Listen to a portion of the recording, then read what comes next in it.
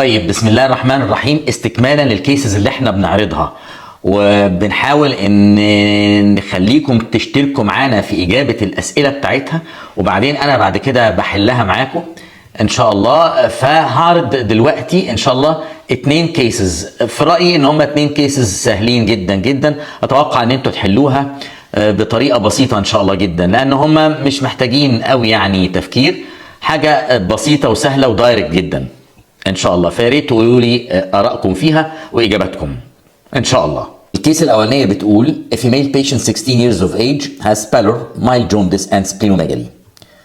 She stated she had always had low blood يعني عندها انيميا, and that her father and paternal grandfather both had the same illness. Hemoglobin 9.7 gram percent. الMCV اللي هو المين سيل فوليوم 84.1 femtoliters. Retics reticulocyte count 7%. Total bilirubin 4.5 mg per deciliter والدايركت bilirubin 0.7 mg per deciliter.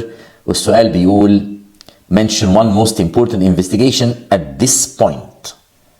الحالة سهلة، يا ريت تجاوبوها وتقولوا لي وانا اقول لكم بعد كده ان شاء الله التحليل بتاعي يمشي ازاي ان شاء الله. تعالوا نشوف الكيس الثانية.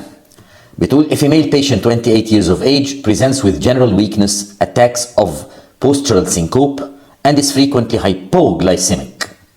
On examination, areas of hyperpigmentation in the skin and mouth and the gums.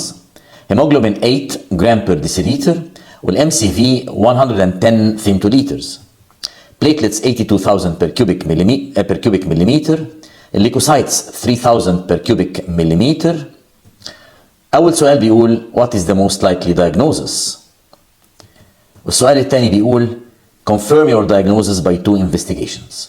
برضه هسيب لكم الكيس دي تحلوا اجاباتها السؤالين، ودي برضه حاله من الحالات السهله. يبقى احنا عندنا كده حالتين سهلين، اتمنى ان انتوا تجاوبوهم مظبوط ونشوف بعد كده الاجابات بتاعتهم ان شاء الله تمشي ازاي.